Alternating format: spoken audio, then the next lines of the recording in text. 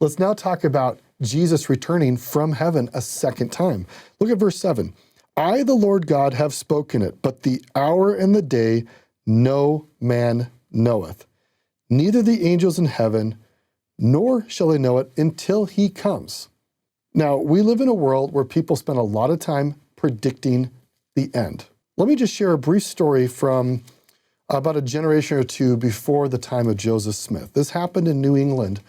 It was called the Dark Day. It happened on May 19th, 1780. Many people, well, actually, all of New England basically had a blackout. There was so much fog, cloud, dust, and smoke in the air. It was so dark that at noonday, people had to light candles to be able to go about their business. And this persisted for more than a day. And for many people, they saw it as a sign that this was the day of judgment. The end has come. Now, it's very interesting.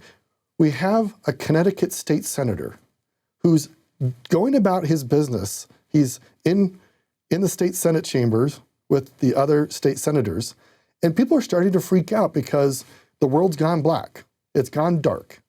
And they're all worried like, oh my gosh, it's the day of judgment. Maybe we should all flee. Maybe we should all get out of here. And Abraham Davenport, the state senator, says this: I am against adjournment. I'm against leaving the chamber of our work right now. The day of judgment is either approaching or it is not. If it is not, there is no cause for adjournment.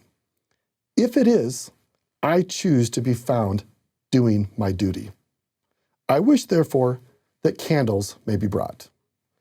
I find that very compelling, that wherever we are in our lives, we should not be fearful of whatever day it is. We should be diligently about our duty. And might I humbly encourage all of us that it isn't what God has asked us to do, to predict his end times. He asked us to be aware of the signs.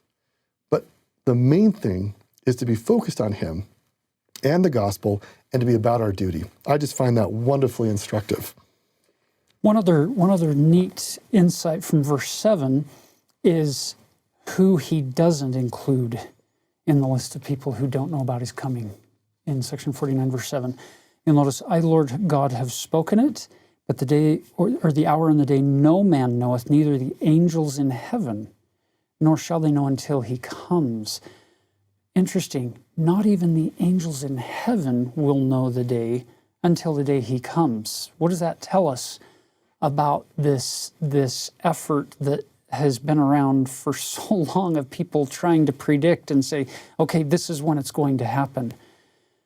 Brothers and sisters, he doesn't include himself anymore. Jesus is not on that list. Whereas in Matthew chapter 24, verse 36, he tells the people on the Mount of Olives, his disciples, he says, I don't even know when my second coming is going to be. And he's right at towards the end of his life, his mortal ministry in chapter 24 of Matthew, and he's saying, I don't even know when it's going to be. Only the Father knows.